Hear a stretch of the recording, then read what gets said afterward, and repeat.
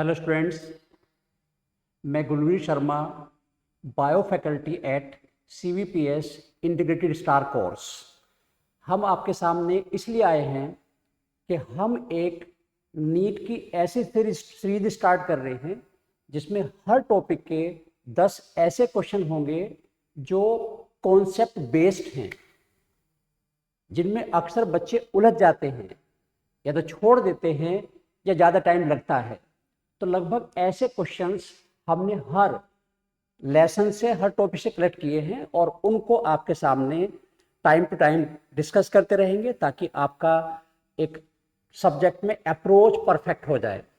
और उसी को लेते हुए हम आज सबसे पहले टॉपिक जो लिया है वो 12th का टॉपिक है और नाम है रिप्रोडक्शन इन फ्लावरिंग प्लांट्स।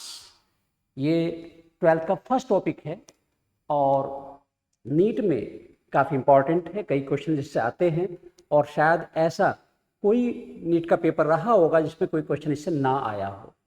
तो इस टॉपिक में कौन से ऐसे क्वेश्चंस हैं जो हमें जानने चाहिए और उनका क्या कॉन्सेप्ट है, कैसे उनको हम सोल्व करते हैं। तो चलिए शुरू करते हैं पहले क्वेश्चन से। और फर्स्ट क्वेश्चन है, the cells of endosperm have 24 chromosomes, what will be the number of chromosome in the gametes। यानी हमें क्वेश्चन दिया गया है कि जो एंडोस्पर्म है उसमें 24 क्रोमोसोम है और हमें नंबर बताना गैमीट्स में। तो बच्चों आपको पता होना चाहिए, 4 ऑप्शन दिए हैं, पहले आप ऑप्शन देख लें, अपना दिमाग लगाएं। 1 मिनट के लिए मैं आपको या 30 सेकंड टाइम आपको देता हूं कि इस क्वेश्चन जवाब आप क्या देंगे। ऑप्शन ए 8 है, ऑप्शन बी 16 क्रोमोसोम है, ऑप्शन सी 23 क्रोमोसोम है और ऑप्शन डी 32 क्रोमोसोम है। तो होपफुली आपने अपना आंसर निकाल लिया होगा, लेकिन नहीं निकला तो अब आप जानें कि जो एंडोस्पर्म है, एंडोस्पर्म हमेशा याद रखो, एंडोस्पर्म ये रिजर्व फूड मेटेरियल टिश्यू है, इसमें रिजर्व फूड मेटेरियल होता है और इससे एम्ब्रियो का डेवलपमेंट होता है। जब एम्ब्रियो बनता है तो वो एंडोस्पर्म जो न्यूट्रिशन टिश्यू है, खाना है, उसे यूज करता है। तो जैसे जैसे डेवलपमेंट होता जाता है एम्ब्रियो का, एंडोस्पर्म घटता चला जाता है और कुछ प्लांट में पूरी तरह खत्म हो जाता है और कुछ में बचा रह जाता है। जैसे शादियाँ होती हैं, शादी भाई कुछ में खाना बच जाता है और कुछ में खाना खत्म हो जाता है। अब खाना बच गया शादी में तो घर वाले, मम्मी पहले तो कोशिश करती है कि किसी को ना देना पड़े, कि बेटा रुक जा, अभी मत बांटना, इसको कल देखेंगे। फिर जब लगता है कि अब ये समेट में नहीं आ रहा है, कह रहा 2 दिन के बाद, 1 दिन के बाद मैं ताई को दिया, चाचू को दिया, आंटी को दिया, ऐसे बांटते हैं। तो वो एंडोस्पर्म की हम बात करें, शादी वाला काम यहाँ पर भी है। जिन सीड्स में, जिन प्लांट्स में एंडोस्पर्म एम्ब्रियो डेवलपमेंट पूरी तरह खत्म हो जाएगा उनको बोलते हैं नॉन एंडोस्पर्मिक सीड्स, और जिन बचा रहेगा उन्हें बोलते हैं एंडोस्पर्मिक। चलिए, तो एंडोस्पर्म बात हो गई, अब नंबर की बात करो। तो एंडोस्पर्म हमेशा 3n होता है, 3n यानी ट्राइप्लॉइडी होती है। जो क्रोमोसोम हैं वो ट्राइप्लॉइड होते हैं, किसमें, एंडोस्पर्म में। तो एंडोस्पर्म 3n हो गया। अब हम n निकाल लें, n नंबर क्या होगा, 64। क्या दिया उन्होंने, कहाँ पर ये है, सॉरी 24 दिया है, तो मैं गलत कर रहा हूँ, 24 नंबर दिया है। तो 24/3 तो क्या आ गया, 8। ये आया n नंबर, n नंबर क्या हुआ, 8 हो गया। अब जो गैमिट्स होते हैं बच्चों, गैमिट्स क्या हैं, वो भी n होते हैं। तो gametes is equal to n और n नंबर हमारा क्या है, 8 है। तो इससे क्या समझ में आया हमें कि अगर एंडोस्पर्म में 24 क्रोमोसोम हैं तो गैमिट में क्या होगा, गैमिट विल कंटेन 8 क्रोमोसोम्स। और ऐसा क्यों हम बोल रहे हैं, क्योंकि एंडोस्पर्म 3n है और गैमिट n होते हैं। अब वो अगर ये बात घुमा दे, वो के रूट सेल में कितने क्रोमोसोम होंगे, लीफ में कितने होंगे, स्टेम में कितने होंगे, तो आप याद रखिए, लीफ, स्टेम, रूट, ये सब क्या हैं, ऑल दीज आर 2n। इनमें 2n नंबर होता है। तो अगर वो एंडोस्पर्म देखे इनका पूछता है तो आप क्या कहोगे, n 8 है तो 2n इज इक्वल टू 16 हो जाएगा। तो उस प्लांट की रूट में, स्टेम में, लीफ में नंबर ऑफ क्रोमोसोम 16 होगा। तो यानी हम निकाल सकते हैं कि गैमिट n हुए गैमिट क्या हुए बच्चों, गैमिट हुए n। तो याद रखना है, आप नोट भी करते रहे, gamete is equal to n number होता है, endosperm is equal to 3n होता है, और जो रूट स्टेम लीव्स हैं उसके किसी भी सेल में नंबर होगा 2n। तो इस तरह से आपको अगर एक का भी पता है तो आप n 2n 3n number calculate कर सकते हैं। तो हमें क्या क्लियर हुआ कि अगर हमें किसी भी नंबर दिया हुआ है, रूट का दिया हुआ है, स्टेम का दिया हुआ है, लीफ का दिया हुआ है, गैमेट का दिया हुआ है या एंडोस्पर्म दिया हुआ है, तो हम उसे कोरिलेट करके दूसरे नंबर निकाल लेंगे। तो आपको क्लियर हो गया कि लीफ में 2n, स्टेम में 2n, गैमेट में 1 और एंडोस्पर्म 3n होता है। अब ऐसे अगर मैं क्वेश्चन दूं, एक वैसी क्वेश्चन आपको दूं कि किसी प्लांट में जो एंडोस्पर्म है, एंडोस्पर्म दैट कंटेन 63 क्रोमोसोम, उसमें 63 क्रोमोसोम है एंडोस्पर्म में, तो इसका मतलब क्या हुआ कि 3n नंबर है 63 और n नंबर क्या होगा 63/3 इज इक्वल टू 21। अब 21n है तो गैमेट में n हो जाएगा, रूट में, स्टेम में, लीफ में 42 हो जाएगा। तो इस तरह से आप ये नंबर कोरिलेट कर सकते हैं। तो होपफुली ये नंबर कैसे हम क्रोमोसोम को कोरिलेट करते हैं वो बताने के लिए क्वेश्चन था, और ऐसा क्वेश्चन पहले भी आया हुआ है, आगे भी आ सकता है। और देखो क्वेश्चन आए ना आए इसका मतलब नहीं है, आपको आना चाहिए ये आपका मतलब है। फिलहाल आपको नहीं पता क्या आएगा, लेकिन हाँ आप उसके तैयार रहें, हर क्वेश्चन को आप परफेक्टली करें। और अब मैं बात करूं क्वेश्चन नंबर 2 की, तो ये क्वेश्चन है how many pollen mother cells should undergo meiotic division to produce 64 pollen grains. यानी 64 पोलन ग्रेन बनाने हैं तो उसमें जो मदर सेल है, पोलन मदर सेल, वो कितने डिवीजन करेगी। अब आप सोच रहे होंगे तो सब कैलकुलेशन वाले क्वेश्चन आ गए। कैलकुलेशन डर लगता था, मैथ वाले, बायो वालों को जनरली मैथ से तो बहुत ही डर लगता है और फिजिक्स भी डराती रहती है, पर ये तो बहुत छोटी कैलकुलेशन है, इतना डरना तो छोड़ना पड़ेगा, छोटी मोटी कैलकुलेशन करनी पड़ेगी। हालांकि मैं अपनी बात करूं तो मैथ मेरा बहुत ज़्यादा अच्छा नहीं था और उस डर की वजह से ही बायोलॉजी मुझे लेनी पड़ी थी, लेकिन फिर अच्छा इंटरेस्ट आया कि बायोलॉजी मेरा फेवरेट सब्जेक्ट बन गया। तो इंटरेस्ट का भी रोल होता है बच्चों। तो इसमें अब आप जब दिमाग लगाएं अपना, पहले आप अपना देखें कि आप इसका क्या आंसर दे रहे हैं, और नहीं दे रहे हैं तो फिर मैं आपको बता रहा हूँ। चलिए, तो अब देखो सबसे पहले आप जानो कि जो पोलन ग्रेन्स हैं वो मदर सेल में मियोसिस डिवीजन होने से होंगे। और आपको पता है कि मियोसिस में 1/4 होता है, 1/4, यानी एक मदर सेल से 4 पोलन ग्रेन बनते हैं। जब भी मियोसिस होगा तो 1/4, ये गाना नहीं है, 1/4 हम बता रहे हैं कि एक 4 सेल बनेगी, एक mother cell will produce 4 pollen grains. अब 64 पोलन ग्रेन्स हैं तो कितनी मदर सेल रिक्वायर्ड होंगी। जब एक 4 बना रही है तो वहां 4 का 1 हो जाएगा, 4 का 1, यानी जो आपको नंबर दिया हुआ है उसे आप 4 से डिवाइड करेंगे तो क्या होगा, नंबर ऑफ मदर सेल आ जाएगा। तो यहां पे नंबर ऑफ डिवीजन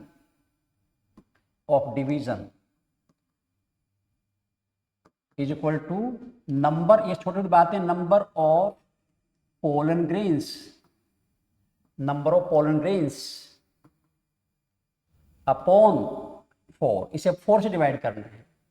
तो आप कोई भी नंबर हो उससे मतलब नहीं होता, आपको उसे 4 से डिवाइड करना है, और यहां पर नंबर है 64, तो आप क्या करोगे 64/4, तो क्या होगा इज इक्वल टू 16।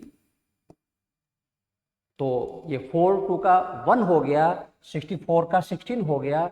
और ऐसा क्यों हुआ, क्योंकि एक मदर सेल 4 पोलन ग्रेन बनाती है, तो इस रेस्पेक्ट में आंसर क्या था, 16 था। और मुझे उम्मीद है कि शायद आपने भी, ज़्यादातर बच्चों ने यही कैलकुलेट किया होगा, जो नहीं किया उनको आप इस तरह से कैलकुलेट करना है।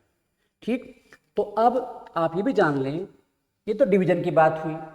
अगर वो मदर सेल बोले कि 64 पोलन ग्रेन बनाने के लिए कितनी पोलन मदर सेल यूज हुई होंगी, तो उसका भी सेम तरीका है, जितने नंबर ऑफ डिवीजन होते हैं उतनी मदर सेल होती हैं। तो यानी 16 डिवीजन है तो मदर सेल भी 16 यूज होंगे, मदर सेल भी 16 ही यूज हुई हैं, क्योंकि एक मदर सेल ने 4 बनाए हैं, एक डिवीजन में 4 बने हैं। तो दोनों तरफ से देखना होता है। अगर वो देता है कि इतनी मदर सेल है, इतनी मदर सेल है तो कितने बनेंगे, अगर उसने कहा, ये तो अगला क्वेश्चन वैसे मैं जोड़ रहा हूँ साथ, उसने कहा कि 100 मदर सेल्स हैं, पोलन मदर सेल्स हैं, पोलन मदर सेल्स हैं, तो बच्चों कितने पोलन ग्रेन बनेंगे, तो यहाँ पर 1 2 का 4 करना है, वहां तुमने 4 2 का 1 किया था, यहाँ 1 2 का 4 करना होगा, तो क्या होगा, नंबर ऑफ पोलन ग्रेन्स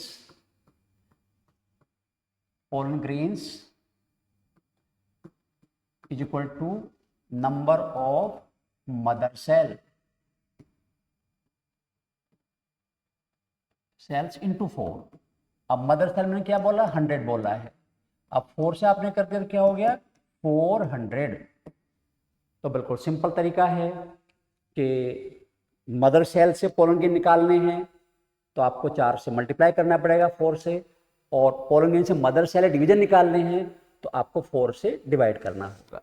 तो इस तरह से हमारे 2 क्वेश्चन हो गए।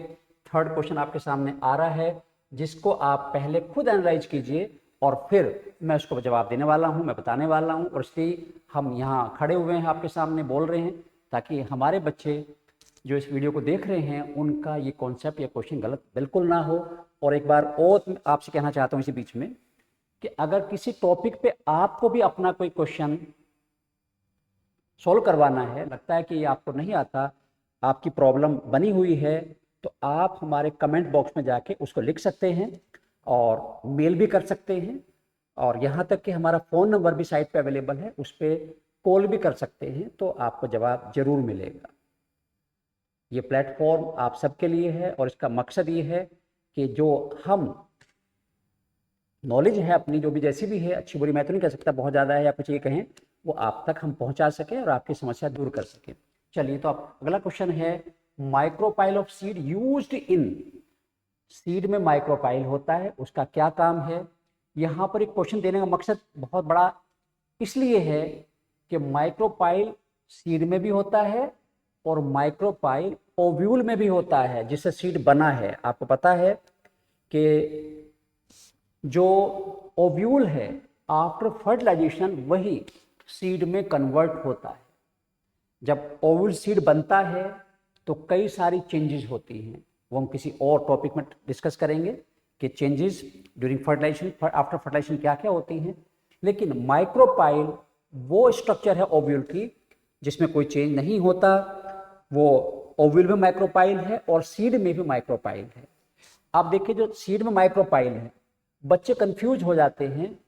हमने पहला ऑप्शन दिया एंट्री ऑफ पोलन ट्यूब, और यहीं पर कंफ्यूजन होता है क्योंकि ओव्यूल में जो माइक्रोपाइल है ये उसका काम है, और चूंकि हमें पढ़ा हुआ होता है, रिफ्लेक्ट लगता है, हाँ तो ओव्यूल से माइक्रोपाइल्स तो पोलन ट्यूब एंटर होती है, तो हम उसको एकदम पेल देते हैं।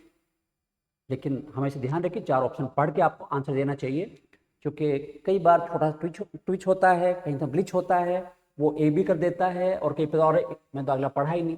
तो ये अगर ये माइक्रोपाइल वर्ड ओव्यूल वाला होता तो सही जवाब था, लेकिन सीड में जो माइक्रोपाइल है वो जर्मिनेशन टाइम पर जब सोइंग आप करते हो, बीज को बोते हो, सबसे पहले वही वाटर और एयर एब्जॉर्ब करता है।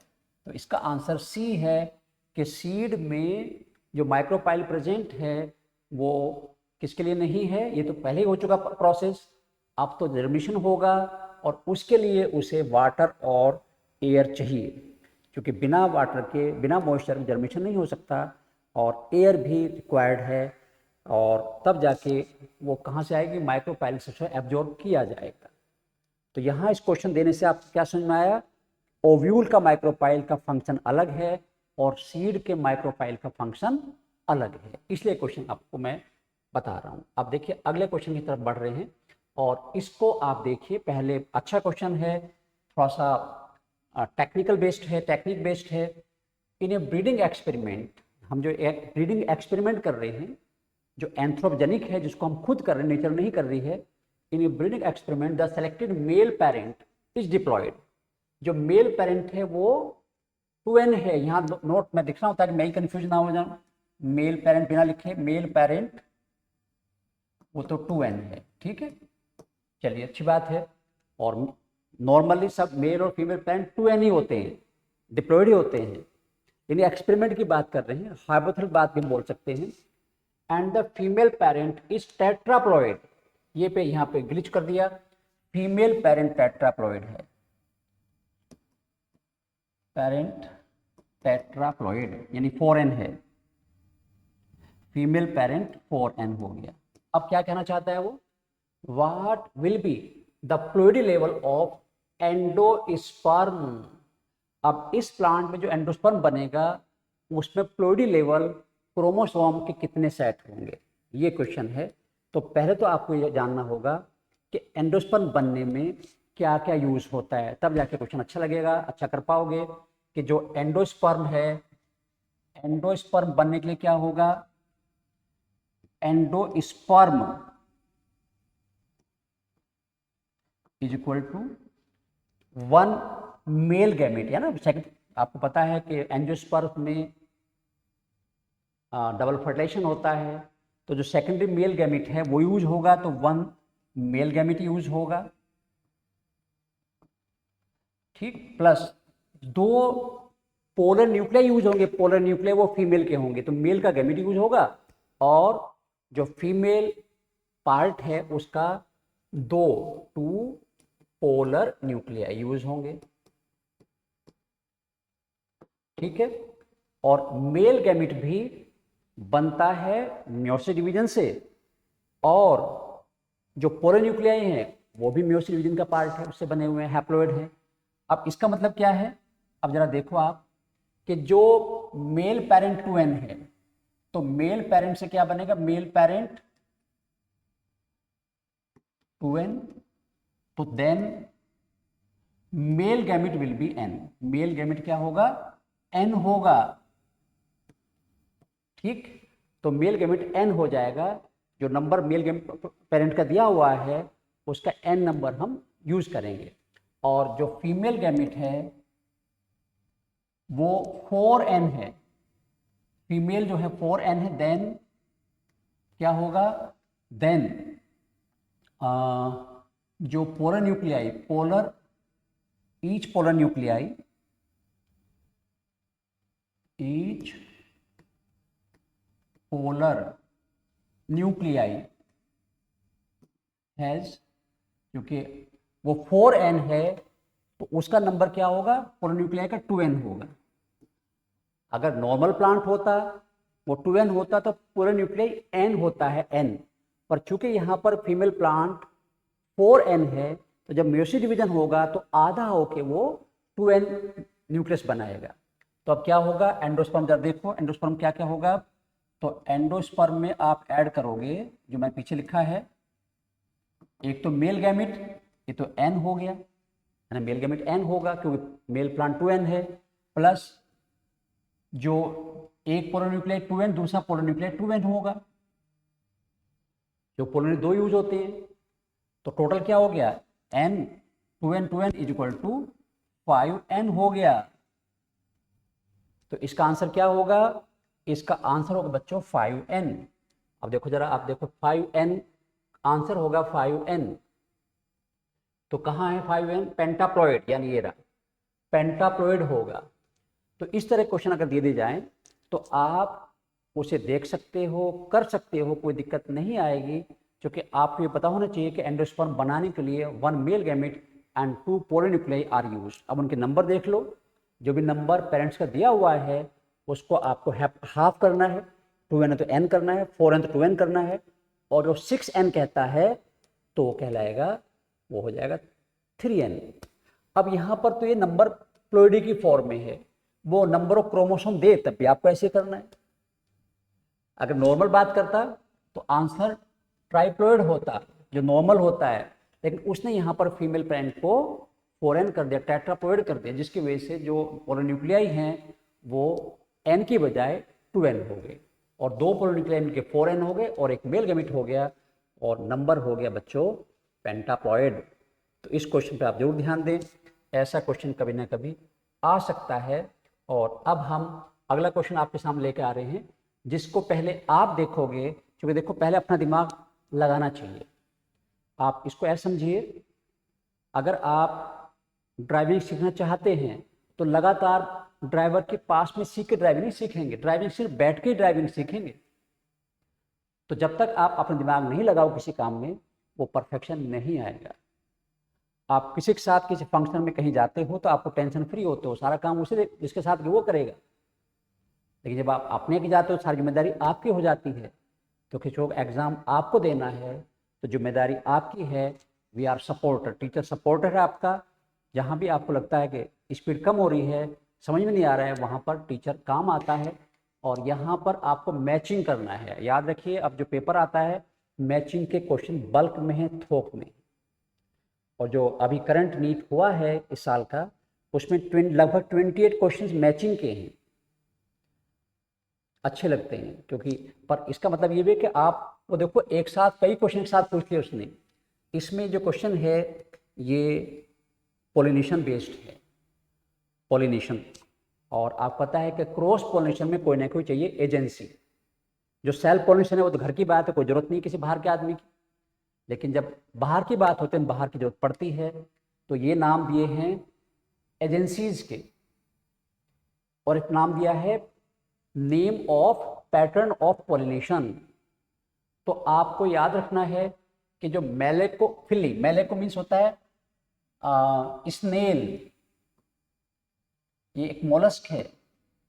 रेयरली कुछ प्लांट्स में pollination indirect support, pollination support, direct main pollinator नहीं है। पर हाँ, क्वेश्चन तो बनता है कि अगर स्नेल से पोलिनेशन होता है तो दैट वी कॉल्ड मेलेकोफिली।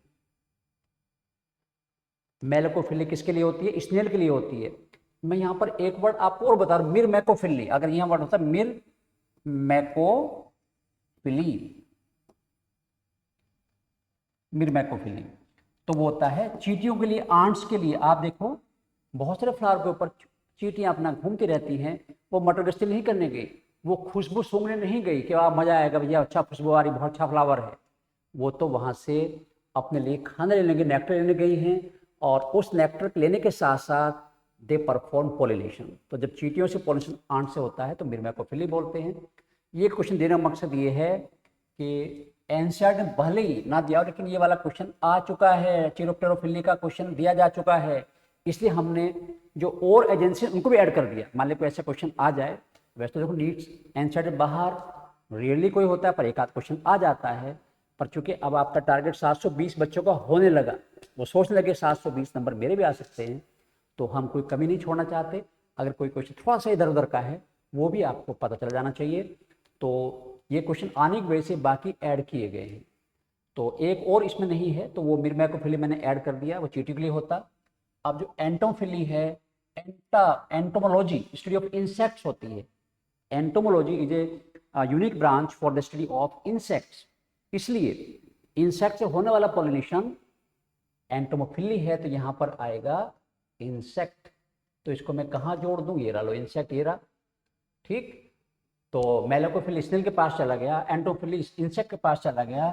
और चिरोप्टेरोफिली में बात कर रहा था, ये बैट होता है, चमगादड़ होता है, और ये चला गया चमगादड़ के पास। और अब बचा ऑर्निथोफिली। और ऑर्निथो वर्ड भी हम जानते हैं बर्ड्स के लिए आता है, और यही वजह है कि बर्ड्स की स्टडी है दैट वी कॉल्ड ऑर्निथोलॉजी।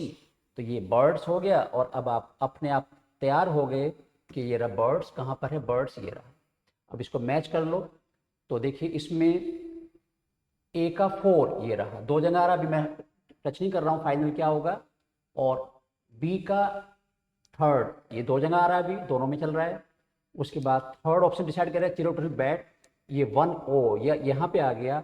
और डी का ऑर्थोफिली बर्ड्स, ये रहा सेकंड। तो इस पॉइंट ऑफ व्यू से इसका आंसर बच्चों बी है। तो आपको यहाँ पता चला कि पोल्यूशन करने वाली एजेंसी कई हैं, उनके नाम हमने बता दिए हैं। एक और मैं बोल रहा हूँ, ओफियोफिली। ओफियोफिली भी होती है। ओफियोफिली का मतलब होता है बाय स्नेक।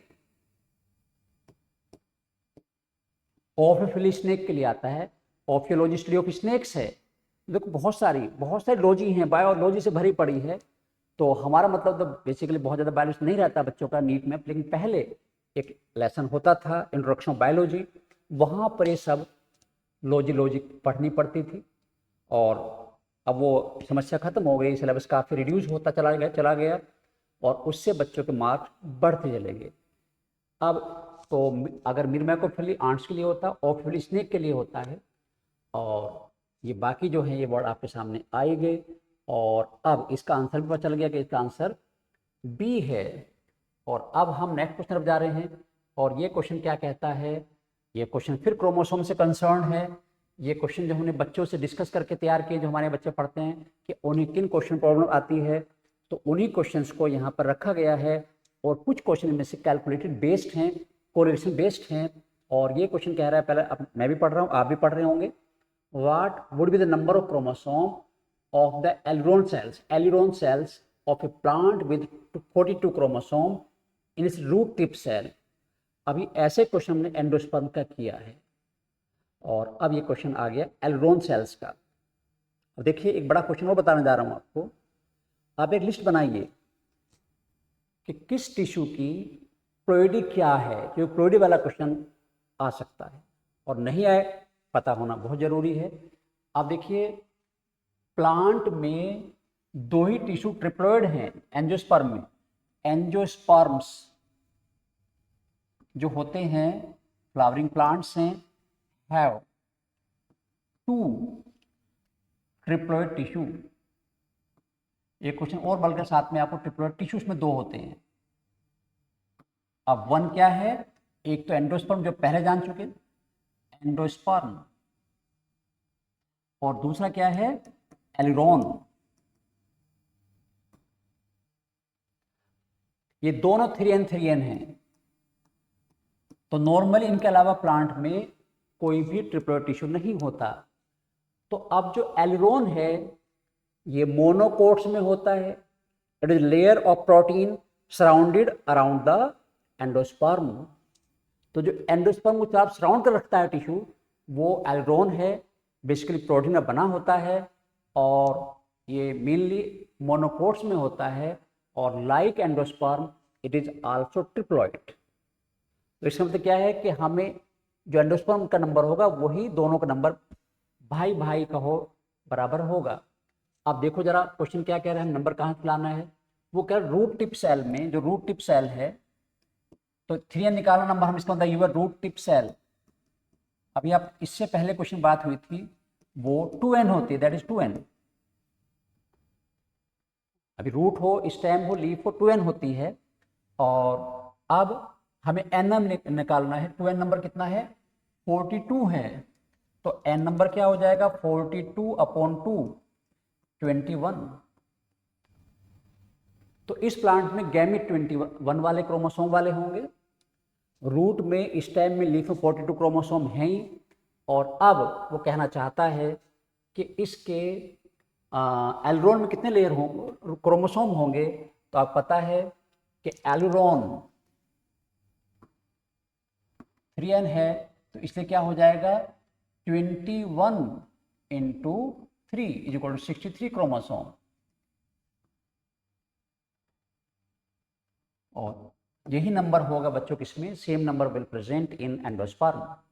तो यानी इसमें एलरोन में कितने क्रोमोसोम हुए, क्रोमोसोम हो गए कहाँ 63। और अगर गैमेट की बात करता वो तो 21। तो एक क्वेश्चन से हम कई निशान लगा रहे हैं, कहते हैं ना एक तीर से कई निशान हैं। तो इस क्वेश्चन से आपको 2 निशान लग गए।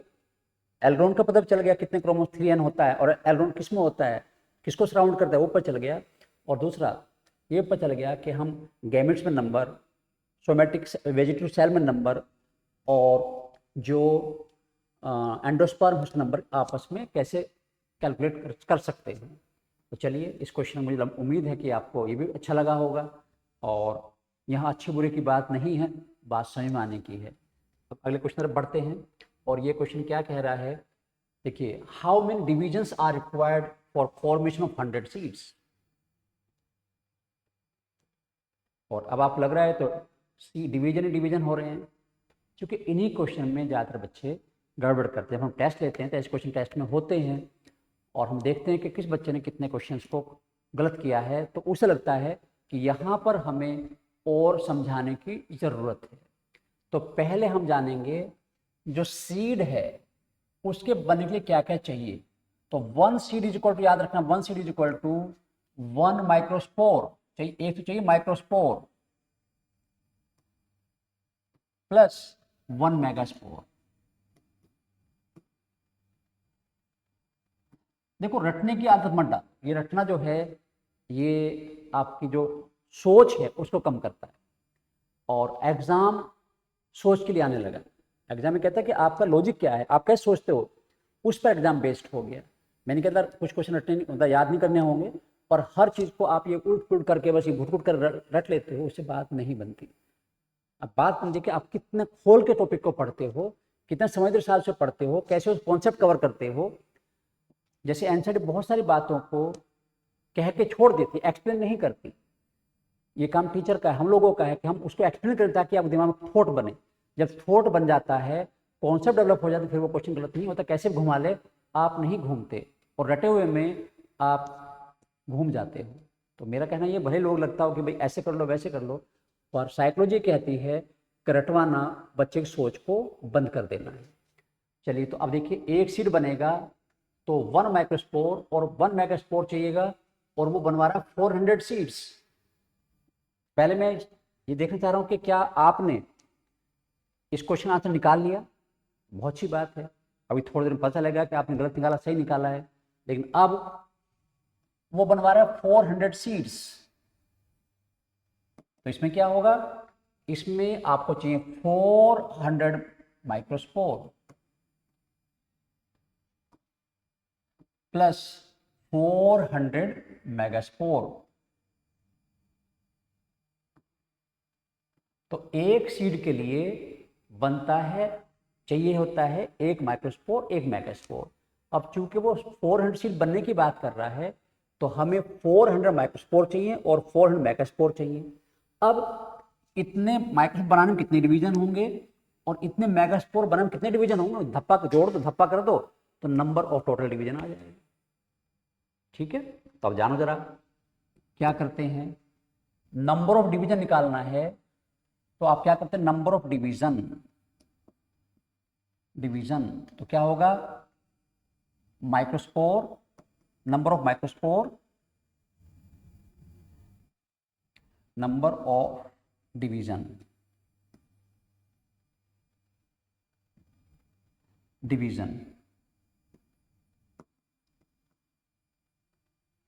Is equal to number of microspore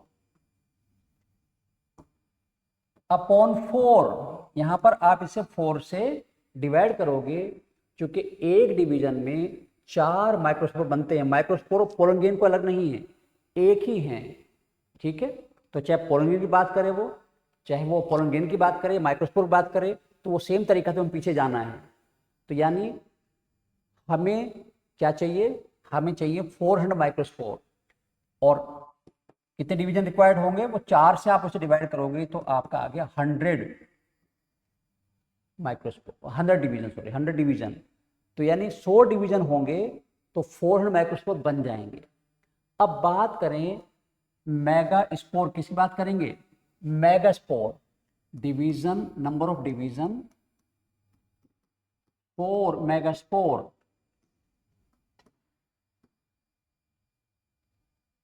कैसे निकालते हैं, थोड़ा सा खोल के बता रहा हूं मैं। नंबर ऑफ मेगास्पोर अपॉन 1,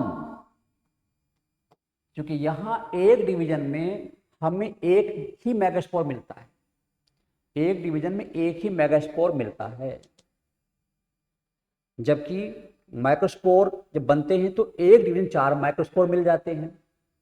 तो यहां तो एक का एक ही है, और दुख की बात यह है कि 4 बनते हैं लेकिन 3 खत्म हो जाते हैं, डिजेनरेट हो जाते हैं। तो हमें तो एक ही मिला, हम तो मिलने की बात करें, जो यूज हो रहा है उसकी बात करेंगे। इसलिए हम एक 1 से डिवाइड करते हैं, तो 400 सीड की बात कर रहे हैं, तो हम 1 से इसको डिवाइड करेंगे, तो यानी 400 मेगास्पोर बनाने के लिए 400 डिवीजन ही रिक्वायर्ड है। तो यानी microspore divide by 4, megaspore divide by 1, तो कितना आ गया? यहाँ तो 4 डिवीजन ही आया। अब सीड की बात कर रहे थे आप, माइक्रोस्पोर में बना 100 डिवीजन हुए, मेगास्पोर के लिए 400 डिवीजन हुए, तो टोटल हो गया 500 डिवीजन, 500 डिवीजन। अगर 400 सीड बनाने हैं तो आपको क्या चाहिएगा? कितने डिवीजन करेगा प्लांट? 500 डिवीजन। उसमें से 100 डिवीजन तो माइक्रोस्पोर के लिए हुए और 400 डिवीजन हुए मेगास्पोर के लिए। तो आपको दिमाग में क्या डालना है कि माइक्रोस्पोर को डिवाइड बाय 4 कर नंबर ऑफ डिवीजन आएगा और मेगास्पोर को 1 से डिवाइड करके नंबर ऑफ डिवीजन आएगा। तो देखो जरा क्या आंसर था, यहाँ पे क्या दिया हुआ था? ये आंसर सी हुआ, इसका आंसर सी हो गया, क्योंकि 100 plus 400 division is equal to 500 division. तो इस क्वेश्चन का आंसर बच्चों हमारी तरफ से क्या हो गया, और हमारी तरफ से क्या सही आंसर क्या हो गया? 400 हो गया। और अब हम एक और क्वेश्चन को आपके सामने लेके आ रहे हैं, और वो क्वेश्चन ये रहा, maximum number of tissue with reserve food in a seed में बी। एक सीड में जो फूड स्टोर होता है वो मैक्सिमम कितने टिश्यू में हो सकता है? तो अभी आपका जवाब आप सोच रहे हैं, उसमें केवल एक टिश्यू होता है, 2 टिश्यू, 3 टिश्यू या 4 टिश्यू? आंसर इनमें से एक ही है। और कहने को तो कितना अच्छा एग्जाम है कि क्वेश्चन भी आपके सामने है और आंसर भी आपके सामने है, और बस 4 में से एक आंसर पता लगाना काफ़ी मुश्किल हो जाता है, और बहुत सारे बच्चे ऐसा नहीं कर पाते। लेकिन ऐसा कर पाएँ उसके लिए हम इन क्वेश्चन को डिस्कस कर रहे हैं। तो आपको क्या लगता है कितने टिश्यू होंगे? अब जरा जानो किन किन टिश्यू में फूड स्टोर होता है। पहला क्वेश्चन ये बनता है, नंबर केवल ये नहीं कि आपको 3 बता दिया, 4 बता दिया, वो आंसर हो गया। एक्चुअल उसका थॉट क्या है, उसका प्रिंसिपल क्या है, उसमें एक्चुअल लॉजिक क्या है, उसकी हम बात कर रहे हैं। तो अब देखिए 3 टिश्यू हैं जिनमें फूड स्टोर होता है। फूड स्टोरेज टिश्यू, ये प्लांट की बात चल रही है। फूड स्टोरेज टिश्यू क्या होता है? हर सीड में जो होगा ही होगा वो है नंबर 1 कोटिलेडोन। ये एक्चुअल टिश्यू है सीड का जिसमें फूड स्टोर रहता है। और अगर डाइकोट सीड है तो 2 होंगे कोटिलेडोन्स, और मोनोकोट है तो 1 होगा। तो ये तो होगा ही होगा, कंपलसरी है, क्योंकि at the time of germination embryo get nutrition from cotyledon.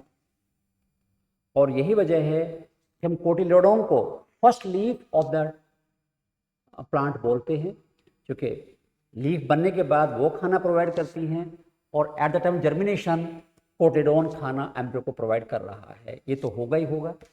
अब अभी थोड़ी देर पहले बात हुई थी इसी लेक्चर में कि बच्चों एंडोस्पर्म भी तो फूड स्टोर करता है, पर याद रखो उसका पर्पस जर्मिनेशन के लिए नहीं है।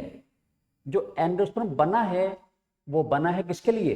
That is produced for development of embryo. लेकिन मैंने फिर कहा कि कुछ सीड ऐसे हैं जिनमें एंडोस्पर्म बचा रह जाता है, जैसे वीट है, राइस है, मेज है, कास्टर है, वो डाइकोट है। बाकी तीनों मैंने एग्जांपल मोनोकोट की बोले, उनमें फूड स्टोर है, तो प्रोटीन तो हो गया। अब जिनमें एंडोस्पर्म बचा रह गया वो भी तो हो सकता है, ठीक है। तो दूसरा टिश्यू ये मेबी में है, वो तो है, ये मेबी में है, पर वो क्वेश्चन मैक्सिमम की बात कर रहा है। तो दूसरा टिश्यू क्या हुआ? एंडोस्पर्म भी हो सकता है। और आपको एक और टिश्यू आपको याद आ रहा होगा, पेरिस्पर्म। आपने पढ़ा है पेरिस्पर्म।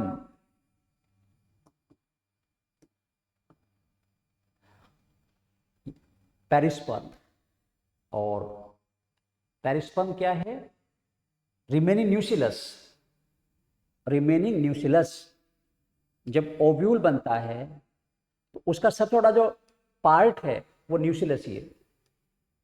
और इस न्यूक्लियस में स्टोर्ड फूड होता है किसके लिए? ये न्यूक्लियस फूड जो है वो डेवलपमेंट ऑफ फीमेल गैमेटोफाइट के लिए फूड होता है। अब फीमेल गैमेटोफाइट बन गया और फिर बचा रह गया तो नाम हुआ पेरिस्पर्म। मैं बार बार बोल रहा हूं, these two tissue are not for directly germination, पर अगर बचे हुए हैं तो सीड में रहेंगे, फिर जर्मिनेशन यूज होंगे। जो एक्चुअल टिश्यू है वो ये है, पर ये भी दोनों हो सकते हैं और चौथा टिश्यू कोई और हो ही नहीं सकता। तो इसका मतलब क्या हुआ कि एक सीड में जो maximum number of storage tissue है वो 3 ही हो सकता है। पहला जो होगा कोटेडोन्स, और बाकी जो हो सकते हैं उसमें 2 हैं, एंडोस्पर्म और पेरिस्पर्म। और याद रखिए कोटेडोन में 2n होता है, मैं बार बार क्रोम नंबर जोड़ रहा हूँ, एंडोस्पर्म 3n होता है और पेरिस्पर्म 2n ही होता है। ये भी एक क्वेश्चन और बन सकता है कि किसमें क्रोमोसोम की प्लोइडी क्या है। तो होपफुली ये क्वेश्चन भी आपको क्लियर हो गया होगा। इस तरह क्वेश्चन भी आप अब कोई आए तो कर सकते हैं। अब अगले क्वेश्चन तरफ बढ़ते हैं और अगला क्वेश्चन क्या कहता है, फिर क्रोमोसोम का नंबर की बात आ गई। व्हाट विल बी, इसका मतलब क्या है कि बच्चों को क्रोमोसोम कोलेट करने में, नंबर निकालने में क्या दिक्कत आती है। क्योंकि जो क्वेश्चंस हैं ये बच्चों के पूछने के बेस पर क्वेश्चंस की मतलब हमने डिसाइड किए हैं। और मैं फिर एक बार बोल रहा हूँ, जो बच्चे इस वीडियो को देख रहे हैं उन्हें भी कोई अगर ऐसा क्वेश्चन लगता है कि ये सबको पता होना चाहिए, हमें दिक्कत करता है, तो आप उसे भेज सकते हैं। अब यहाँ क्वेश्चन जरा पढ़िए आप। What will be the number of chromosomes in endosperm of a plant whose root has 20 chromosome. तो ये क्वेश्चन लगभग पहले भी आ चुका और मैं एक बार फिर आप बोल रहा हूँ, लिस्ट बनाने की बात कर रहा हूँ। आप लिस्ट बनाएं, मैं लिख रहा हूँ ताकि आपको पता चल सके कि किस टिश्यू में क्रोमोसोम नंबर क्या है, और फिर वो क्वेश्चन आए तो आप उसे छोड़ेंगे नहीं, परफेक्टली पेल के आएंगे। अब देखो फिर 2n टिश्यू की बात करें। 2n टिश्यू कौन कौन है? 2n टिश्यू रूट है, लीफ है, इसके बाहर कोई नहीं होगा जब लिख रहा हूं, लीफ है, स्टेम है, मेगास्पोर मदर सेल है, spore mother cell, microspore mother cell है, एमएमसी है, माइक्रोस्पोर मदर सेल है। तो इन सब में 2n नंबर होता है, तो आप एक साथ नोट कर लें, इन सब में 2n नंबर है। और n नंबर किसमें होता है? केवल n नंबर होता है गैमीट्स में। जो गैमीट्स हैं they have n number. Antipodal cell n होती हैं, ये और मैं ऐड कर रहा हूं ताकि आप बिल्कुल इस क्वेश्चन को कहीं ना छोड़ें। एंटीपोडल सेल, सिनर्जिड सेल और अनफर्टिलाइज्ड एग। याद रखो फर्टिलाइज्ड होने के बाद 2n हो जाएगा, अनफर्टिलाइज्ड एग। ये सब n नंबर वाले हैं। एंटीपोडल सेल जो ओव्यूल में होती हैं और जो सिनर्जिड सेल हैं वो भी हैं। मेगास्पोर n होता है और माइक्रोस्पोर n होता है। तो मोस्टली यही टिश्यू हैं। अब 3n की बात करूं मैं तो 3n कौन हो? 2 ही टिश्यू हैं, एंडोस्पर्म। 3n एंडोस्पर्म है और अभी बात होती है एलिरोन, ये 3n वाले हैं। तो अगर इस तरह कोई क्वेश्चन आता है, किसी नंबर ऑफ क्रोमोसोम दिया, दूसरा निकालना है, तो आप ये देख लो कि उसकी प्लोइडी कितनी होती है। तो पहले आप n नंबर पता होने के बाद उसका 2n 3n तो हम कर ही लेंगे, भले ही मैथ हमारा ड्राउन ना हो, पर इतना मैथ हम सबको आता है कि 21 को 22 हम 42 कर सकते हैं, है ना। और अगर 3n तो 63 बोल सकते हैं। तो ये क्वेश्चन आपका इस तरह से बेस्ड है कि नंबर ऑफ क्रोमोसोम है। तो अब देखिए रूट में 20 क्रोमोसोम है, तो एंडोस्पर्म की बात कर रहा है। तो रूट में कितना है? रूट क्रोमोसोम, रूट क्रोमोसोम 20 है, यानी ये 2n नंबर है, 2n नंबर है ये। तो n नंबर क्या हो जाएगा? 20/2 इक्वल 10 हो गया। और आप पता है कि एंडोस्पर्म क्या है, 3n है, तो एंडोस्पर्म 3n है तो 10 इंटू 3 30 हो गया। 30 क्रोमोसोम होंगे, दैट विल कंटेन 30 क्रोमोसोम। और इसका नंबर आप देखो जरा, सी ये दिया हुआ है, सी ऑप्शन। तो ये क्वेश्चन वो भी हैं जो किसी एग्जाम में पहले आए हुए भी हैं और अब भी टेस्ट में आते रहते हैं, और जो फ्यूचर एग्जाम्स हैं उनमें भी आ सकता है। ठीक है, तो हमारे 9 क्वेश्चन हो गए, और अभी 10 का दम में, 10 का दम का मतलब 10 क्वेश्चन दमदार हैं, और 10 का दम आजकल वैसे भी काफ़ी हिट हो रहा है। इसने ये सब ऑल आउट वर्ड सब फेल कर दिए, और हर घर में 10 का दम का वो हमें पाउच दिखाई पड़ता है। इसमें वो अगरबत्ती टाइप स्टिक्स आ रही हैं जो मोस्ट रिपेलेंट का काम करती हैं। तो भले ही वो 10 का दम हो, ये भी 10 का दम है। हर में 10 क्वेश्चन बढ़िया हैं। अगला टॉपिक फिर जल्दी हम लेकर आएंगे, और अगला 10वां क्वेश्चन जरूर देख लें पहले, तभी 10 का दम पूरा होगा। और ये क्वेश्चन क्या कह रहा है, in angiosperms the correct sequence of events in formation of female gametophyte in the ovule. जब ओव्यूल में फीमेल गैमेटोफाइट बनता है तो उसमें जो इवेंट दी गई हैं उनकी सीक्वेंस क्या होती है। तो पहले ओव्यूल बनता कैसे है, ओव्यूल के अंदर गैमेटोफाइट कैसे बनता है, हम उसकी बात करेंगे। उसके बाद फिर आंसर तरफ जाएंगे, क्योंकि जब हमें पता है कि सीक्वेंस ये, तो आंसर तो पता चल ही जाएगा।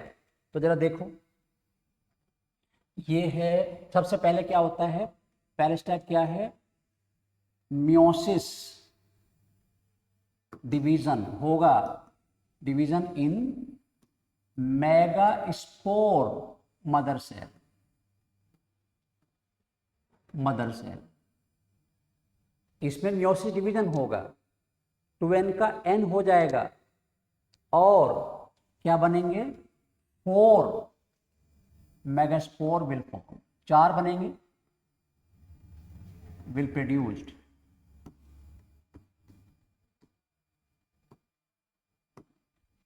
तो 4 बने, 1 2 3 4, ये 4 मेगास्पोर बन गए, और मदर सेल एक ही थी, उससे 4 बन जाते हैं। ठीक है, अब होता क्या है, पैदा भले ही 4 हों, बने भले ही 4 हों, जब 3 को तो मरना है, इनमें 3 डिजेनरेट हो जाते हैं। अभी हमने कहते एक से एक मिलता है, मैंने कहा बनते नहीं बानी बात की, पहला क्वेश्चन कर रहे थे, हमने कहा था एक मदर सेल से हमें एक ही मेगास्पोर मिलता है, बनते 4 हैं, तो ये 3 जो हैं दे विल डीजेनरेट, खत्म हो जाएंगे, और जो एक बचेगा, घपलू जो बचेगा, घोलू जो बचेगा, वो टुवर्ड्स चलाजा साइड की तरफ होता है। आपको पता है ओवरी में 2 साइड है, माइक्रोपाइल एंड और चलाजल एंड। तो ये भी एक क्वेश्चन बनेगा कि जो फंक्शनल मेगास्पोर है that remains present towards chalazal end, वो चलाजल एंड की तरफ रहता है।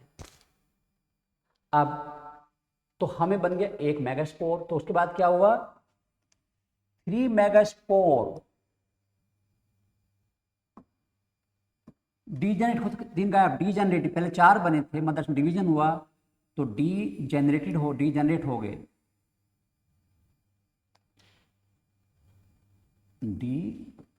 डीजेनरेटेड। देखिए 4 बने और 3 मर गए, पर यहाँ रोना धोना नहीं, उन्होंने कहा मेरे 3 कहाँ गए, ये तो होना ही है।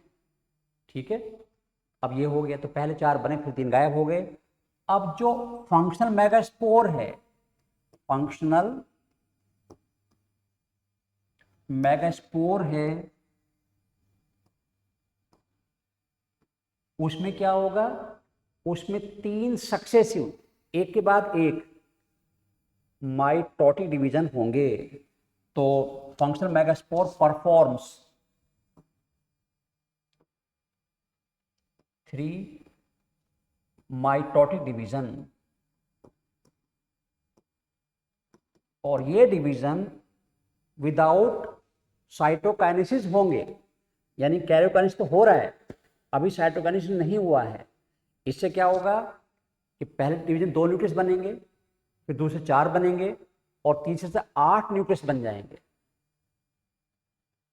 तो कुल मिला के जब 3 डिवीजन होंगे तो क्या क्या होगा, 8 न्यूक्लियस बन गए। न्यूक्लियस में से बोल रहे न्यूक्लियस बन गए, सेल नहीं बनी क्योंकि साइटोकाइनेसिस नहीं हुआ है।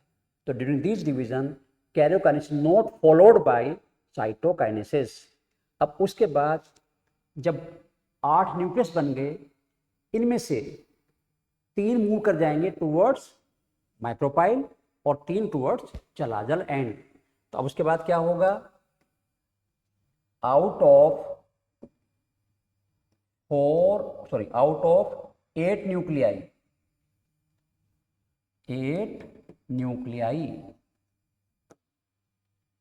3 move towards 3 move towards chalazal end. Chalaza अच्छा है, वैसे चलाजा अच्छा है। घर में कोई गेस्ट आया हुआ है और आपको भेजना है तो अपनी बुक खोलें, एनसीईआरटी और जोर से पढ़ें, चला जा चला जा चला जा। सुन तो ले गई। जब वो घर से बाहर निकल ले तो कहना अंकल जा रहे हो, देखो मैं तो पढ़ रही थी, इसमें ये पढ़ रहा था, ये तो बुक में लिखा हुआ है चला चला जा, ये टिश्यू का नाम है। कोई बेशरम होगा तो क्या अच्छा बेटा तो फिर वापस आ रहा हूँ, और कोई समझदार होगा क्या बेटा ठीक है मैं जा रहा हूँ तभी। तो चला जा का यूज़, इस वर्ड का यूज़ आप गेस्ट से पीछे छुड़ाने में भी कर सकते हैं। और ऐसा ना हो सिलेक्शन होने के बाद हम ही आपके घर आएँ और वहीं चला जा कर दें। हमें तो पता है कि चला जा, कि हम तो कहेंगे बेटा अच्छा याद कर ले और अच्छी तरह याद कर ले। तो ये उन्हीं के लिए है जो नॉन बायोलॉजिकल हैं। जो नॉन बायोलॉजिकल होता नहीं, अब ये वर्ड थोड़ा कन्फ्यूज ना कर दे, नॉन बायोलॉजिकल अवतार की बात नहीं कर रहा हूँ, मतलब जो बायोलॉजी सब्जेक्ट उनके पास नहीं है। तो पहला क्या हुआ बच्चों, डिवीजन ऑफ मदर सेल में 4 बने, 3 गायब हो गए। फिर 8 न्यूक्लियस बन गए, 3 माइक्रोपाइल और 2 बेचारे बीच में रह गए। और वो कह रहे भैया हम तो कहलाएंगे पोलोन्यूक्लियाई, वो पोलोन्यूक्लियाई होते हैं। अब इसके बाद क्या होता है, इसके बाद ये होता है कि जो न्यूक्लियाई गए हैं चलाजल एंड की तरफ, अब उनमें साइटोकाइनेसिस होगा और 3 एंटीपोडल सेल बन जाएंगे, 3 एंटीपोडल सेल। तो अगला स्टेप क्या हुआ, 3 nuclei of chalazal and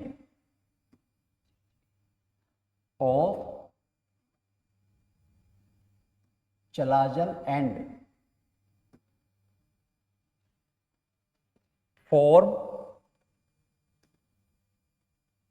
3 antipodal cell जो हैप्लोइड हैं, सेल बाय साइटोकाइनेसिस। अब उनमें साइटोकाइनेसिस हुआ बाय साइटोकाइनेसिस एंड 3 न्यूक्लियाई। एक क्वेश्चन और मिलने जा रहा है आपको इसी क्वेश्चन में, 3 nuclei of micropylar and will form egg apparatus, उनसे बनता है egg apparatus and will form egg apparatus.